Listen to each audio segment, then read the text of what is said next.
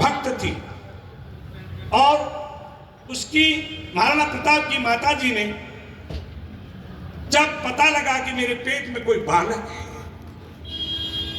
उसी दिन से गीता का ज्ञान और जो भी सत्य कर्मों का ज्ञान और देशभक्ति राष्ट्रभक्ति का ज्ञान वो अपने उदरस्थ बालक को सुनाती थी।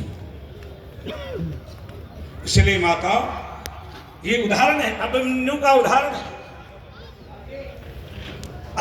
अभिमन्यु ने पेट में ही चक्रव्यूह के 6 दरवाजे तोड़ने की जो विधि है वो सीख ली थी। गोपीचंद ने साधु होना पेट में ही स्वीकार कर लिया था।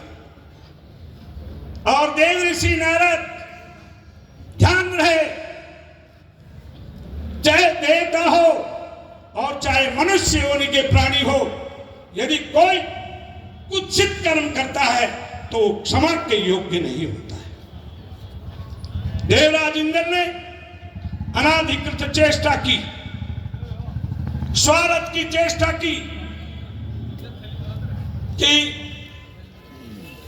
कयादू को चोटी पकड़ करके हिरण्यकश्यप की पत्नी, और हिरण्यकश्यप तपस्या में लीन था, और उनकी पत्नी को चोटी पकड़ करके और देवलोक ले जाते हुए श्री देव ऋषि नारद ने पूछा कि आप इस अबला को क्यों ले जा रहे हैं?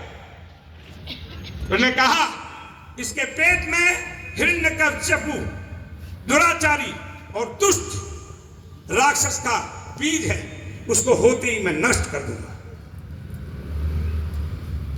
तब देव ऋषि नारद ने देवराज इंद्र को फटकारा, देवराज, ये तुम्हारे योग्य कर्म नहीं है, तुम अबलाओं के ऊपर हाथ नहीं उठा सकते। पता है इसके घर में कौन है जिसे मारने की तू सोच रहा है? देव ऋषि नारद ने कयादू को शरण दी, इन संतों ने दी, इन संतों ने दी, इन संतों ने दी।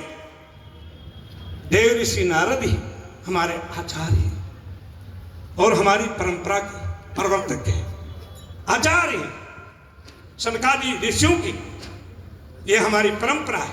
उन्होंने सदैव, चाहे दुष्ट का बालक हो और चाहे दुष्ट की पत्नी हो, संतों ने शरण दी और ज्ञान सिखाया। और वही हिरण्यकश्यप का पुत्र प्रहलाद भगवान का भक्त कहलाया। इसलिए मैं माताओं से अनुनय विनय करता हूं कि यदि आपको संत बनाना है तो गोपीचंद की मां की मैनाती की जैसे तपस्या करो, और यदि देशभक्त बनाना है तो महाराणा प्रताप की मां की तरह है जो तपस्या करो। माताओं, ये संध्या का समय है और यही समय था कि हिरण्यकश्यप और हिरण्याक्ष की दुष्ट प्रवृत्ति क्यों हुई, आप सब जानते। तो ये शब्द कहूंगा, जब मेरी बारी आई तो पूछने लगी, ठीक है? समझो प्रिय भक्तों, संध्या के समय में पुत्रदान की पति से कामना की, जो हमारे धर्म के विरुद्ध था। इसलिए ऋषि ने पुत्रदान तो किया, परंतु साथ साथ श्राप भी दिया कि तेरे दुष्ट पैदा होंगे। इसलिए मैं अपनी बात को समाप्त करते हुए 30 साल की बात करता हूं, हाथ जोड़ करके कहता हूं कि अपने बच्चों को ये शिक्षा दें कि 25 साल तक अखंड ब्रह्मचर्य का पालन करें।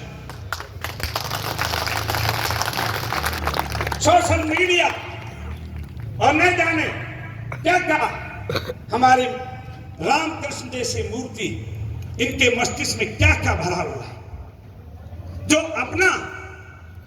अपने को नहीं सुधार सकेगा, वो देश को क्या सुधारेगा?